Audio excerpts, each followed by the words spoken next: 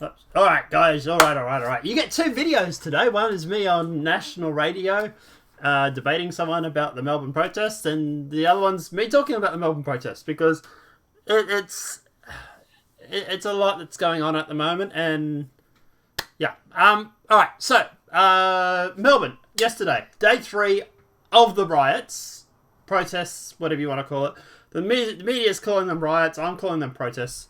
But police actually went through and fired rubber bullets to clear demonstration at Melbourne War Memorial after protesters threw bottle and refused to leave. And this one here, protesters converge on Melbourne Memorial chanting "Lest we forget." Now, I want to talk about this because the media is trying to cover this as, oh my god, how dare they deface a war memorial. Okay.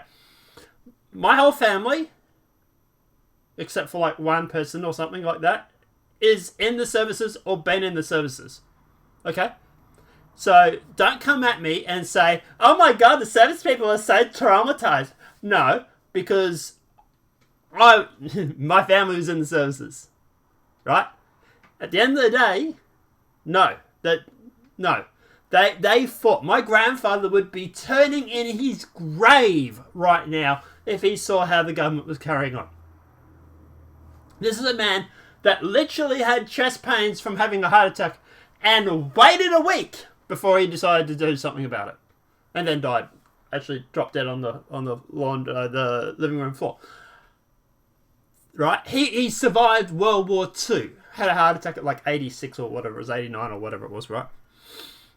But at the end of the day, that tough farmer vibe, right? If he walked into a shop and they asked him to check in with a mobile phone app, he'd give him the finger and say, no way. This is the sort of tyranny that he's fought against. He fought against China and the Japanese and this sort of tyranny. Okay, so don't come at me with this whole, oh my god, how embarrassing that look, could they have done a better spot than the War Memorial? Maybe. But I'm guessing I know why they chose the War Memorial. And that's what I want to talk about today. Is I want to talk about why why I think they chose the War Memorial. And it's a bit of a hint here when they start chanting "Lest we forget." Right? They're not there, obviously, to break anything or anything like that. And the biggest complaint that the media has is rubbish being left behind. Right? But at the end of the day, I think they chose the War Memorial because at the end of the day, the War Memorial represents freedom. It represents soldiers going to war so that we have the freedoms to protest. When they're chanting "Lest we forget," at the end of the day, that to me is showing they respect the soldiers. They're saying, yes, lest we forget, we respect the soldiers. But they also were the people who died for us to be able to demonstrate, for us to have these freedoms. And I think that's why they chose the War Memorial. Now, obviously, like I said, I can't. Obviously, living a mess is bad, right? I get that. I think a lot of the people that are sitting there triggered over this event and over the disrespect, I think they're just looking for an excuse to make out that these protesters are bad. And at the end of the day, that's just their prerogative, right? People call me biased, right? I'm going to make a video one day why I've called myself Nonpartisan Media. It's quite simply because at the end of the day, I don't have anyone bankrolling me. This is not a Rupert Murdoch or a Kerry Packer organisation. This is me ran from my house with Twitter, Facebook, and reaching out to people and asking people who were on the ground what the hell went on. Me actually doing some legwork and actually journalism and contacting people and ringing people. When I do a story for the school board about the school boards, I actually ring the school boards over in America. I use Skype. So that's why I call myself Nonpartisan. And at the end of the day, it's always the left that says, oh my god, you're no, it's nonpartisan. Yeah, you're so partisan. It's always the left when I don't agree with them. But anyway. But as for this war memorial, like I said, look, obviously leaving a mess is a bad idea. Obviously they could have picked a better spot than the actual war memorial. In hindsight, look, yes, the media was going to obviously phase this or paint this with a certain brush. And at the end of the day, obviously the protesters are doing stuff that the media is able to take out of context. So if I can speak to the protesters, guys, keep your head on your shoulders. Be smart about it. Because at the end of the day, the media is looking for any excuse to delegitimize that movement. But as for the reason why, I think at the end of the day, they wanted to go through and they wanted to say, hey, soldiers fought and died for our freedoms. Soldiers fought and died for our freedom to be able to protest. And at the end of the day, that's what they're there for. That's why they're there, is because these people gave up our lives so that we could do this. And all these people that are clutching at pearls and going on about the war memorial, chances are most of them probably haven't served or don't have family members serving. That's a bit of a generalization, I guess, but, you know, yeah, prove me wrong. But at the end of the day, like I say, yeah, look, most of the people here, like, they were generally peaceful. I do have the 3.5 hour video that someone recorded and of them marching and them all meeting on this. And as you can see here, in this photo here, they're not smashing the joint. They're just sitting there protesting. It's a peaceful protest.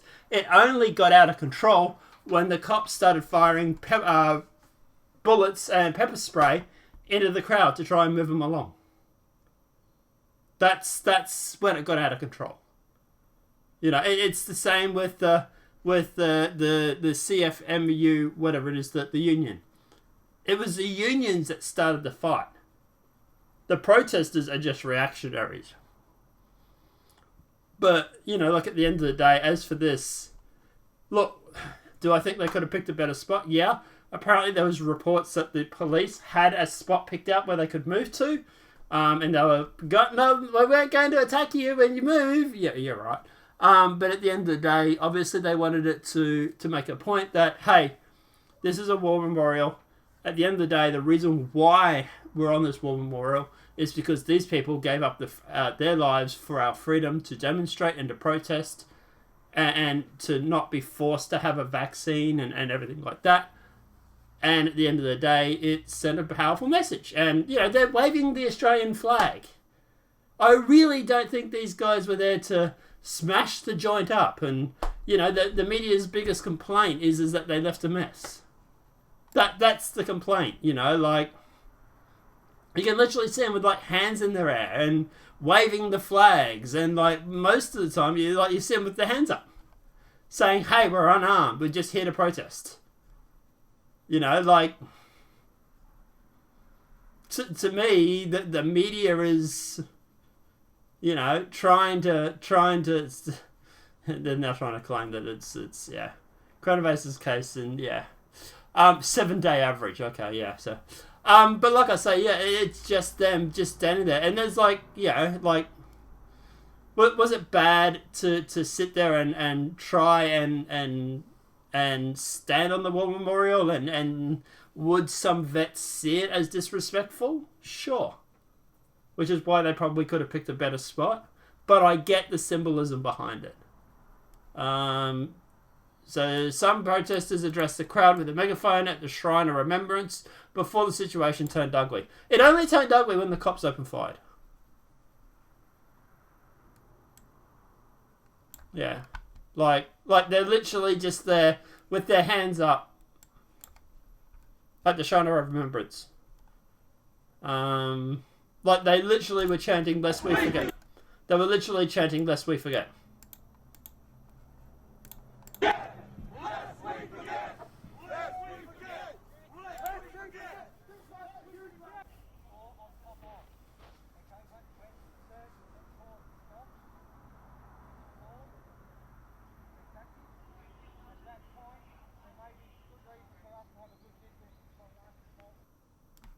Yeah.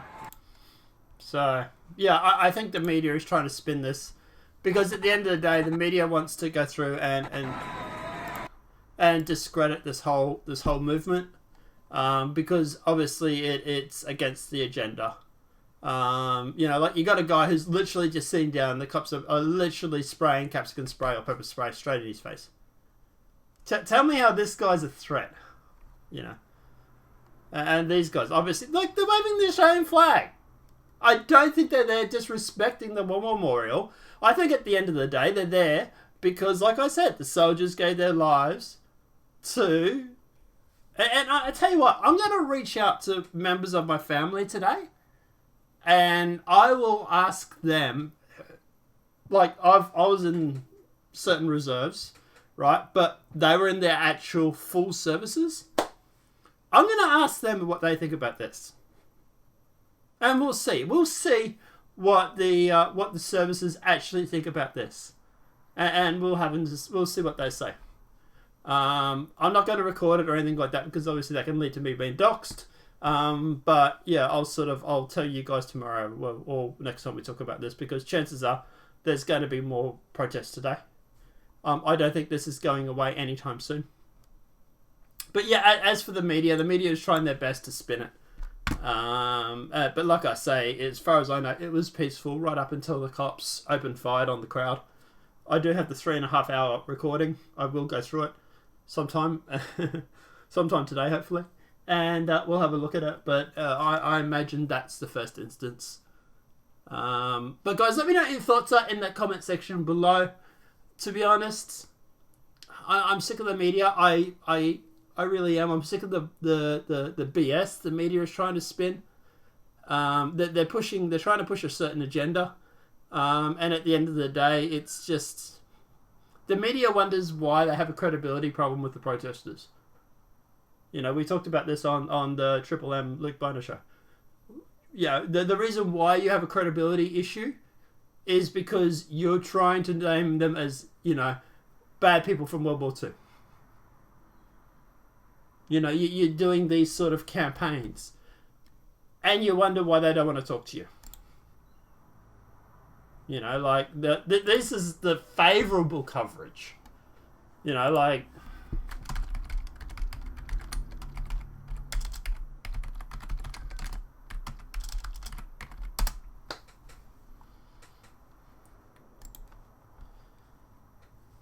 Yeah. Melbourne is littered with dozens of vile, white, something or other, stickers near the site of the protests by anti-vaccine tradies. So, what is this sticker? It's pretty bad, actually. Unleashes a privileged tradies. Yeah, the tradies are privileged. The working class are now privileged, sure. Tell me about it as you sit on your pedestal there, Mr. I earn so many dollars looking into a camera. Melbourne constructions are shut down. But yeah, they're calling them Victoria Police identifies something at Melbourne protests. Who's the... So I've been able to identify actively participating at the protests in Melbourne. Okay, who?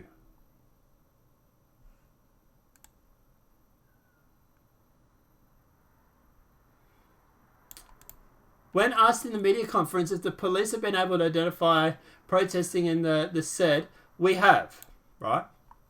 I'm not clear whether we had right-wing extremism yesterday present in the crowd.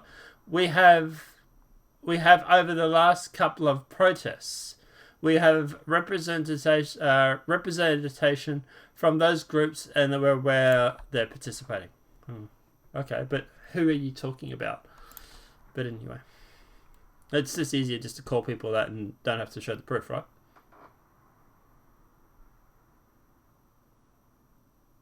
So, like I say, the media's coverage of this has been pretty bad. They're calling them privileged. They're calling them...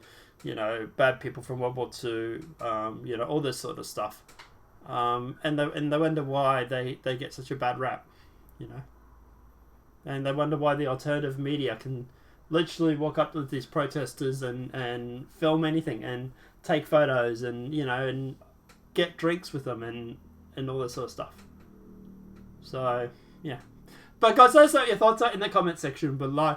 Obviously, at the end of the day, obviously this video's been helpful. Please smack that like button. Please do share it on Facebook, Twitter, and whatnot, because we are literally getting suppressed. Obviously, you know, our voice is not able to get out there as much as it should be able to with the mainstream media. We are literally the resistance right here. But let us know what your thoughts are in the comment section below. Obviously, this video has been helpful. Please smack that like button. If you're new to the channel, welcome and subscribe. Apart from that, guys, we'll see you in the next demonetized video from YouTube. Have a great night and enjoy.